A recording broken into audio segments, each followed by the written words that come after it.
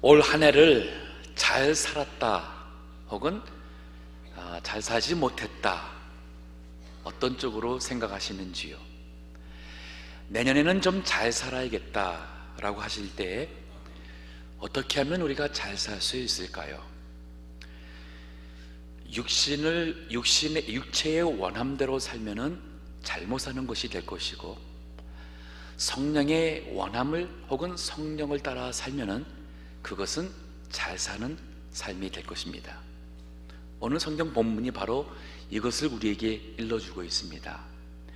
여기 16절 같은 경우는 서론이면서 이제 뒤에 나오는 그 내용들을 잘 먼저 설명해 주고 있습니다. 소개해 주고 있습니다. 내가 이르노니 너희는 성령을 좇아 행하라. 그리하면 육체의 욕심을 이루지 아니하리라. 한 해 동안 육체의 욕심을 따라 실수도 하고 혹은 죄도 범하고 또 후회스러운 일들을 많이 한 것이 있으리라 봅니다. 만약에 우리가 육신의 욕심을 따라하지 않고 성령을 좇아 살았다면 그런 실수나 그러한 일을 하지 않게 될 것입니다. 그 다음 절에 보게 되면 이 둘 사이의 갈등을 설명하고 있어요. 17절에 보니 육체의 소욕은 성령을 거스리고, 성령의 소욕, 여기 소욕이라는 것은 원함입니다. 영어로는 그냥 desire, 즉 육신이 원하는 것, 그 desire는 성령을 거스리고, 성령께서 우리에게 원하시는 것, 우리의 마음의 감동을 통하여 원하시는 것은 육체를 거스린다 그랬어요. 즉 성령의 인도함을 따르려 하면은 우리 육신이 원하는 것을 못하니까 우리 육체적으로는 싫은 경우가 많이 있겠죠. 하지만 이 둘이 서로 대적함으로 너희의 원하는 것을 하지 못하게 하려 함이니라. 너희가 만일 성령의 인도하시는 바가 되면, 즉 성령의 인도를 따라 살게 되면 율법 아래 있지 아니하리라. 이 말은 뭐냐면 율법의 정죄 아래 있지 않는다는 것은 우리가 성령을 따라 인도를 따라 살면은 율법의 모든 요구를 다 만족시킬 수 있다는 거예요.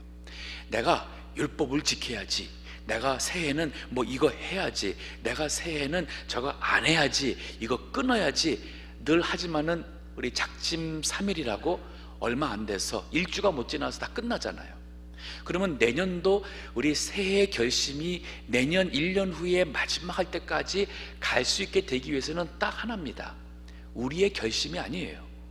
성령의 인도함을 따라서 살면은, 그러면 연초나 그리고 1년 내내 우리는 그 하나님이 원하시는 그 뜻을 따라 살아가는 것이 되는 거예요. 육신의 원함이 아닌 성령의 인도함을, 성령의 원하시는 것을 따라 사는 것이 바로 잘 사는 것입니다.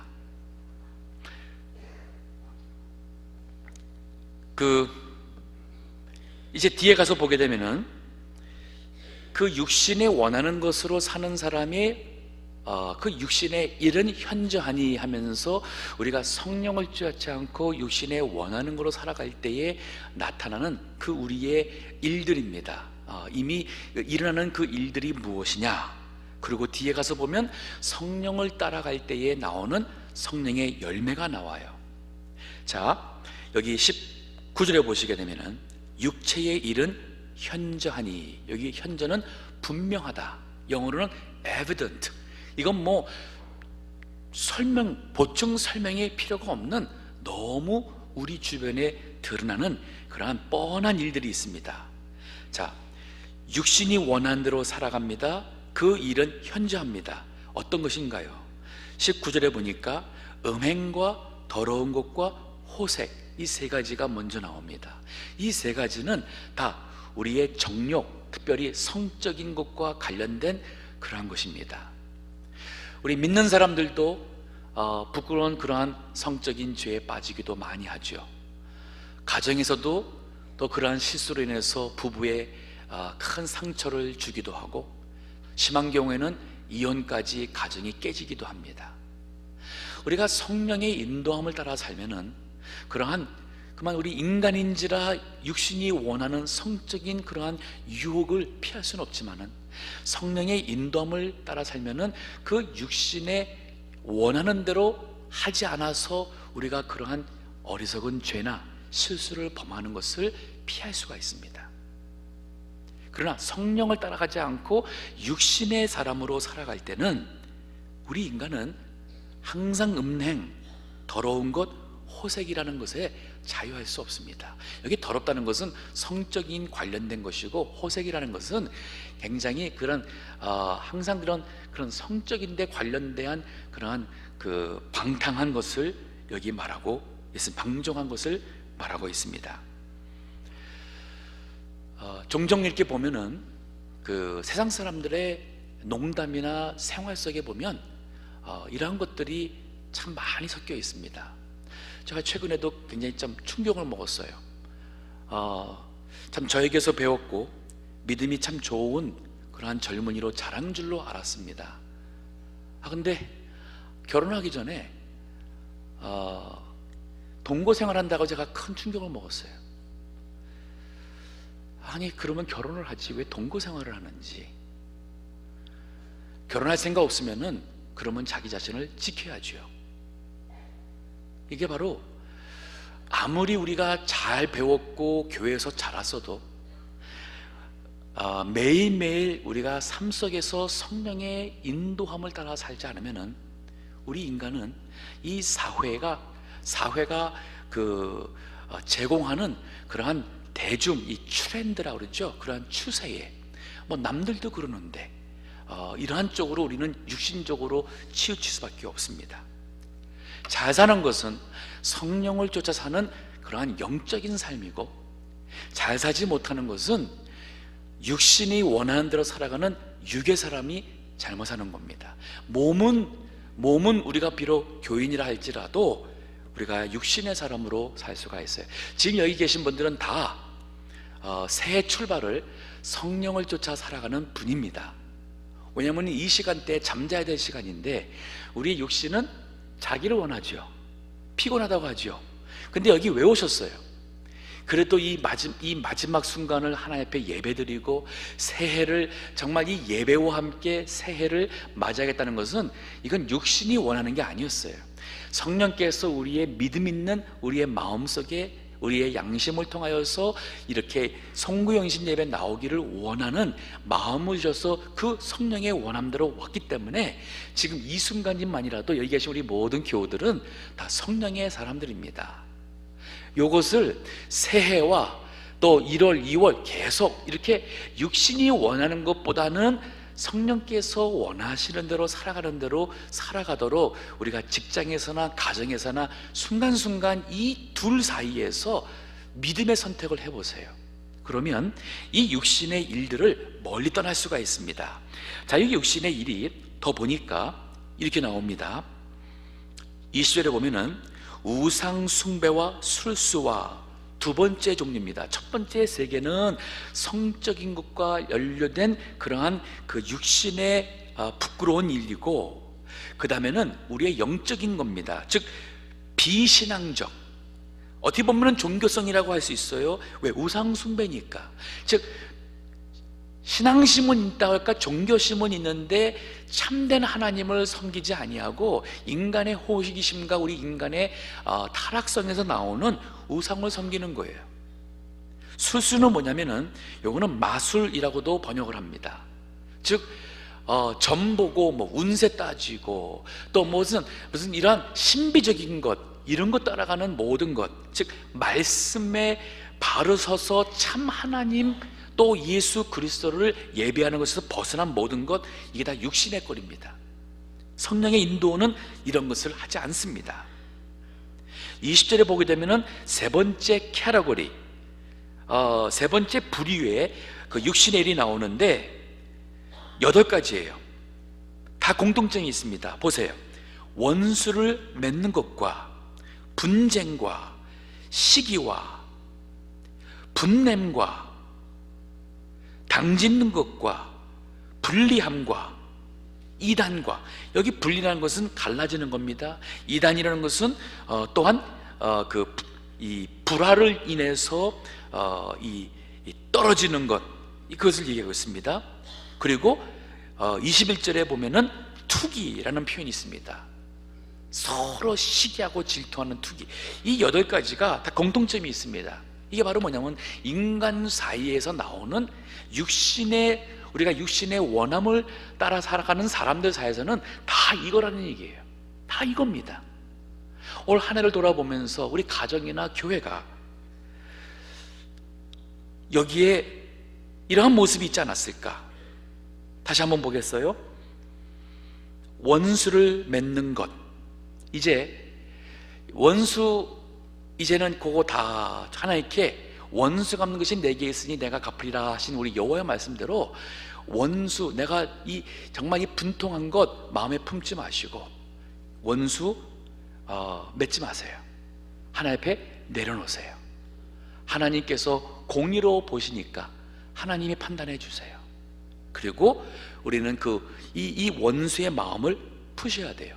이게 성령이 원하시는 것이고, 이거를 풀지 않고 원수를 맺는 것은 육신의 소욕을 따라가는 겁니다. 잘못 사는 거예요.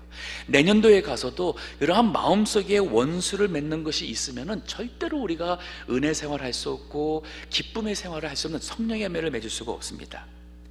자, 육신의 소욕을 사는 사람은 원수를 맺습니다. 그리고 분쟁합니다. 이건 다툼이에요.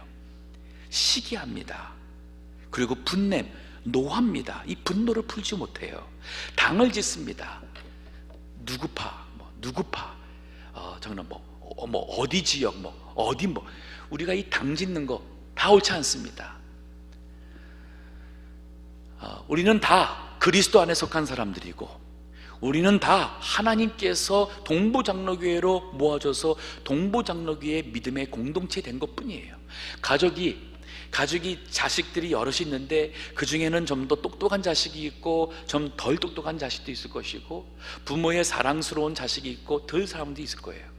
하지만 우리 아버님이 하신 말씀이 뭐냐면 10손가락 깨물어서 안 아픈 손가락 없다고. 아무리 참 속을 새기는 자식이라도 그 자식을 포기하지 못하고 늘 기도하고, 오히려 참 용돈 받으면은 그거 다 그야말로 참 속새기는 자식한테 퍼줄 때마다 아버님 왜 그러시냐고 우리가 막 그래서 기억이 나는데, 이게 진정 믿음의 공동체입니다. 우린 가족이에요. 우리 이 가족 중에서 좀 믿음이 부족한 사람, 실족한 사람이 있다 해서 그 사람을 우리가 정죄하고 그 사람을 잘라보려는 이런 생각은, 이거는 육신의 생각입니다. 그건 하나님이 하실 문제예요. 우리는 그래도 그 사람 위해서 기도하고, 그래도 그 사람이 변화되기를 기다리며 정말 끝까지 마음에 품고 가는 것이, 이것이 바로 성령의 원하시는 겁니다. 분내지 마시고, 당 짓는 거 이제 우리 이 시점에서 2017년과 함께 그 모든 거 다 뒤로 돌리고, 분리함. 이 분리함이라는 것은 불화로 우리 바른 성경에서는 번역을 했어요. 불화. 그리고 이단, 갈라짐입니다. 그리고 투기. 이 모든 것은 인간 관계 속에서 오는 육신의 일입니다. 그런가 하면은 네 번째 그 부류, 캬라고리에 보니까 술 취함과 22절에 보면은, 21절에 보면 술 취함과 방탕함이라고 그랬어요. 술 취함과 방탕이라는 것은, 이것은 무절제한 육신이 그저 편하고 원하는 대로 살아가는 그러한 육신의 일이에요. 이렇게 우리 살면 안 되죠. 잘못 사는 겁니다. 그러면서 성경이 그와 같은 것들이라 하는 표현이 나옵니다. 그러면서 이거 단지 그냥 잘못 사는 것을 넘어서서 이거 심각합니다. 21절에 보면은 뒷부분에 이런 말씀이 있어요. 이런 일을 하는 자들은 하나님의 나라를 유업으로 받지 못할 것이요. 정말 이런 생활이 계속 이어져서 우리 죽었다, 그러면 우리 구원 자체도, 교회는 나왔지만 정말 저 사람이 구원받은 거듭난 진정한 그리스도인이었을까? 라는 질문을 할 수밖에 없다는 얘기입니다. 또 여기 하나님 앞에서 그 유업받는다는 것은 우리가 하나님 앞에 설 때에 상급받는 신앙이 되지 못한다는 그러한 의미도 해석할 수 있습니다. 자, 그러면 역으로서 성령의 소욕, 성령을 조차 사는 사람은 22절에 보면은 성령의 열매를 맺게 됩니다. 21절 보면은 오직 성령의 열매는 사랑과 희락과 화평과 오래 참음과 자비와 양선과 충성과 온유와 절제니 이 같은 것을 금지할 법이 없다. 자, 9가지 성령의 열매가 나옵니다. 여기 성령의 열매라는 것이 있고 그 위에서는 육체의 일이라고 표현했어요. 왜 육체의 열매 그리고 성령의 열매라고 하지 않았을까요? 이 육체의 열매라고 하지 않았어요. 왜냐하면 열매라는 것은 시간이 흘러야 돼요. 당장 되는 게 아닙니다. 육체의 일이라는 것은 뭐냐면 특별하게 우리가 노력 안 해도 그 육체의 일은 우리가 그냥 저절로 하게 돼요. 저절로 미워할 수 있고 저절로 원수할 수 있고 저절로 시기할 수 있고 이거는 열매가 아니에요. 하지만 성령의 열매라는 것은 저절로 되는 게 아닙니다. 성령의 인도함과 성령의 소욕을 따라서 우리가 순종해 나갈 때에 그 시간의 흐름 속에서 맺혀지는 것이 열매예요. 그래서 성령의 열매라고 그랬어요. 새해 들어서 우리가 결심했다고 해서 당장 무슨 우리가 영적인 사람 되는 게 아닙니다. 한 주, 두 주, 한 달, 두 달, 한 해가 지나가면서 우리의 이 성령의 열매가 보이기 시작합니다. 즉 성령의 사람으로 만들어져 가는 거예요. 또 하나 우리가 여기서 열매라는 표현을 보게 되면은 그 원어 성경에 보면은 이게 단수로 되어 있습니다. 여기에 보니까 성령의 열매하고서는 9가지가 나오는데 복수로도 쓸 수 있지만은 단수로 써져 있어요. 이 말이 뭐냐면 이 9가지가 따로 가는 게 아니라 한꺼번에 같이 간다는 말이에요. 성령의 9가지 열매에서 사랑의 열매는 있는데 기쁨이 없다. 그리고 평화가 없다. 그럼 그 사랑의 열매도 진짜 열매가 아닌 거예요. 성령의 열매, 성령의 역사를 통하여서 성령을 따라가면서 우리가 영의 사람으로서 맺혀지는 성령의 열매가 있는 곳에는 사랑도 있고 거기에서 오는 기쁨도 있고 그로 인해서 평화가 이루어지고 그러면서 우리가 좀 더 참을 수 있는 그러한 믿음의 사람으로 오래 참는 인격의 사람으로 변하게 되고 그리고 자비로운 친절하고 관용을 베푸는 사람이 됩니다. 양선은 뭐냐면 선한 거예요. 점점 착해집니다. 온유해집니다. 또 자비 그리고 충성 즉 신실하고 믿을 만한 충성된 사람이 돼가고 온유해지고 절제해져가는 사람이 된다는 것. 이 9가지가 열매가 물론 참 처음에는 사랑도 그렇고 모든 것이 다 작은 열매가 될 수는 있겠지만은 이게 한꺼번에 같이 가게 되어 있어요. 이게 성령의 열매입니다. 그럼 내가 성령의 열매를 이 한 해를 맺고 살았는가? 또 내가 성령의 사람, 영의 사람이라고 할 수 있는가 할 때는 이 9가지를 내 자신에게 적용해 볼 수 있어요. 나는 나는 나름대로 봉사도 잘하고 내가 기도도 열심히 하고 다 했는데 나는 참는 거 못한다. 아직까지도 나는 성격이 모나가지고 온유하지 못하다. 내가 다른 거 다 했지만 이거 절제는 못한다.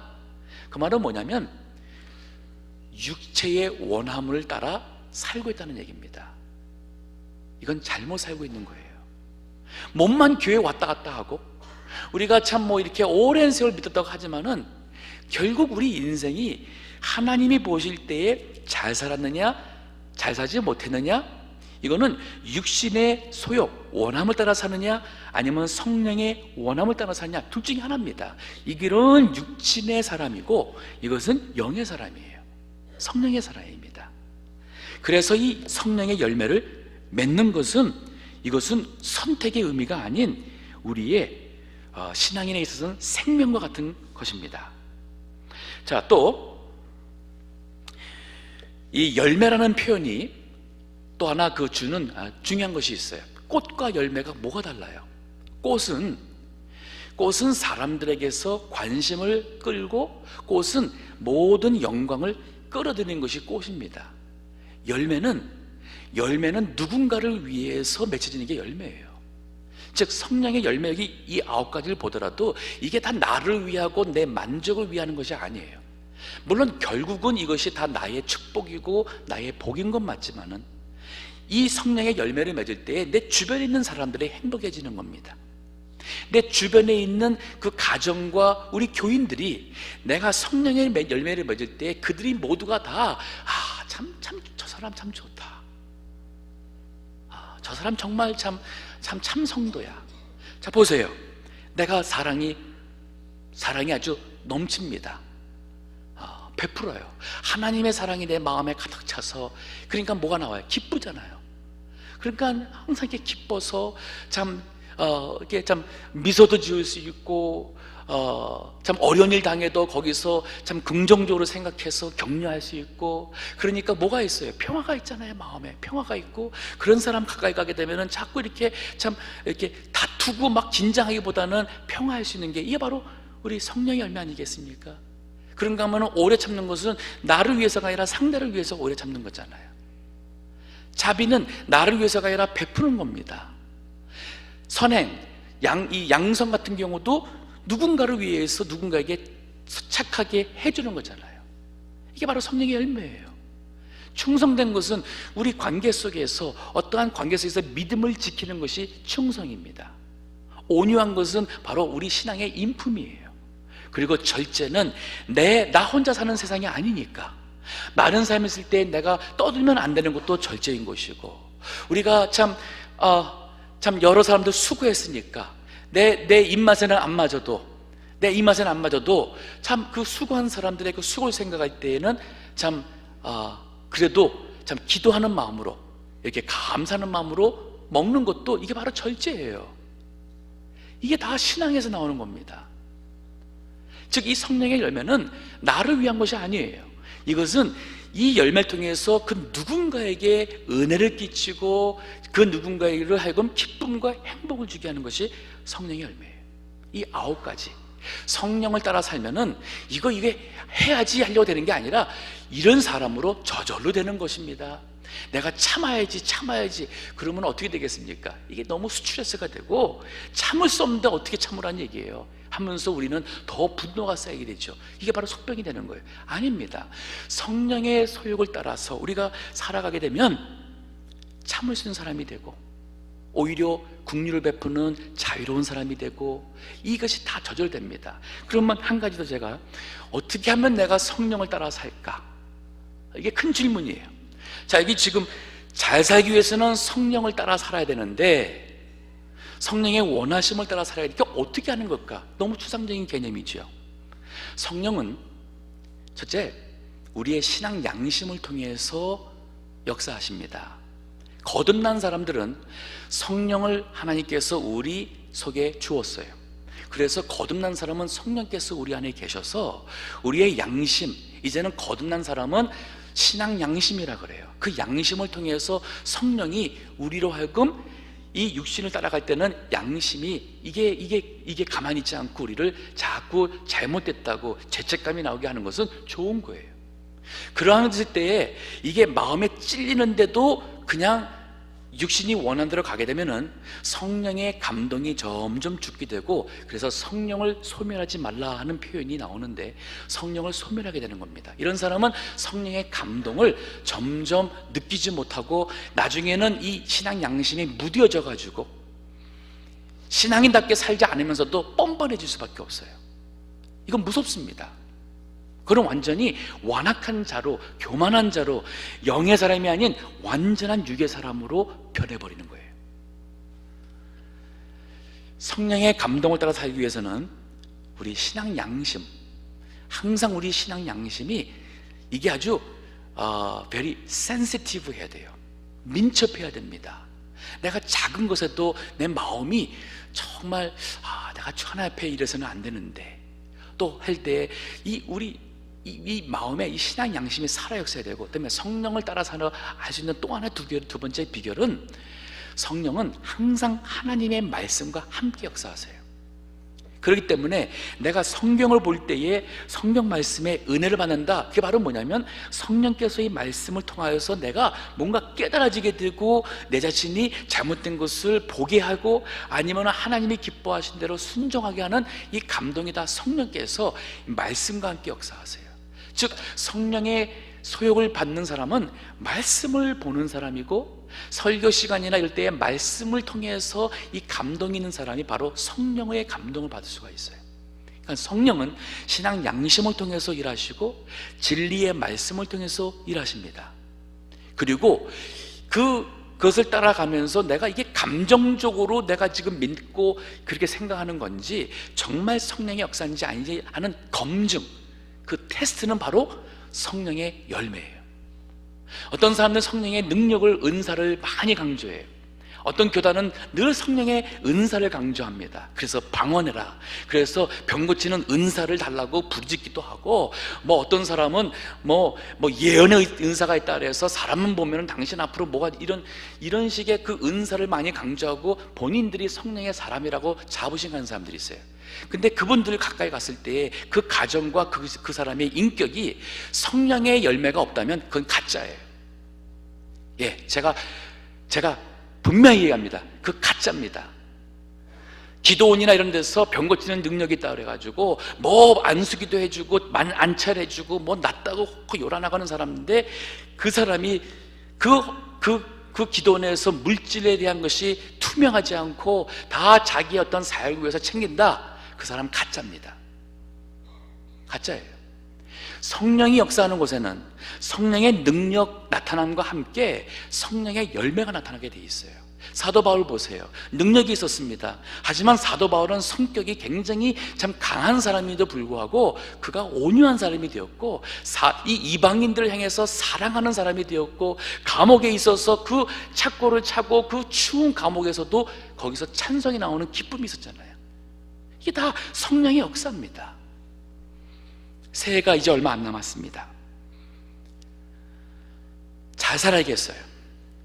올해와 같이 지금까지 잘못 살아온 거 반복해서는 안 되겠어요. 그러면 새해 제가 성경 하루에 몇 장씩 읽으세요, 이제는 하세요, 하세요. 제가 보니까 그거 큰 의미가 없는 것 같아요. 아무리 본인이 해봐야 얼마 안 가서 또 안 지키는데, 그게 왜 그러냐면은 인간의 의지와 내가 어떠한 결정하고 결심하는 것은 지극히 약해요. 그러면 딱 하나밖에 없습니다. 나의 모든 정욕과 나의 어떠한 그런 그 원함과 나의 모든 것을 다 하나님 앞에 내려놓고, 하나님 저 인도해 주세요. 하나님이 기뻐하시는 것이 무엇인지, 성령께서 제 양심을 통하여서 그 말씀을 주실 때에 제가 그 성령의 그 음성과 성령의 원하신 대로 제가 순종하는 사람이 되기 원합니다. 제가 말씀을 가까이에서 말씀을 읽을 때마다 성령께서 저를 깨닫게 해주시고, 이 말씀을 통하여 내가 회개케 해주시고, 이 말씀대로 살아가는 사람 되게 해주세요. 내가 하겠다는 게 아니라 하나님께서, 성령께서 나로 하여금 할 수 있도록 내가 내 자신을 하나님 앞에 내려놔야 돼요. 내려놔야 돼요. 사업도 그렇고 우리 모든 것을 내가 하겠다는 이 나라는 단어를 내려놓고, 주님이 아니면 제가 할 수 없습니다. 주님 저 도와주세요. 그리고 그러한 온유한 마음에서 기도하고, 그러한 가운데서 우리 주님을 따라가면 이게 바로 성령의 소욕을 따라가는 사람이요, 이런 사람은 잘 사는 겁니다. 하나님께서 우리에게 성령의 열매가 가득히 맺히게 해주실 것이고, 가정마다 성령의 열매가 맺혀서 기쁨이 회복이 될 것이고, 교회에 더 이상 분리하고 당짓고 서로 이 분쟁하고 하는 이 모든 것들, 우리의 사생활이 지저분하고 탐욕과 이런 모든 것에서 참으로 우리가 자유할 수 있는 것, 육신의 소욕을 따라서는 안 됩니다. 성령의 소욕을 따라 살아야 돼요. 오늘의 말씀 한번 새해에 다시 한번 읽으시면서, 주님 새해에는 제가 성령을 쫓아 행하는 사람이 되게 해주시고, 그리하여 육체의 욕심을 이루지 아니하는 성령의 열매가 풍성히 맺는 새해 맞이하게 해주세요 하는 기도로 우리 새해를 시작할 수 있기를 주의 이름으로 축원합니다. 기도하겠습니다.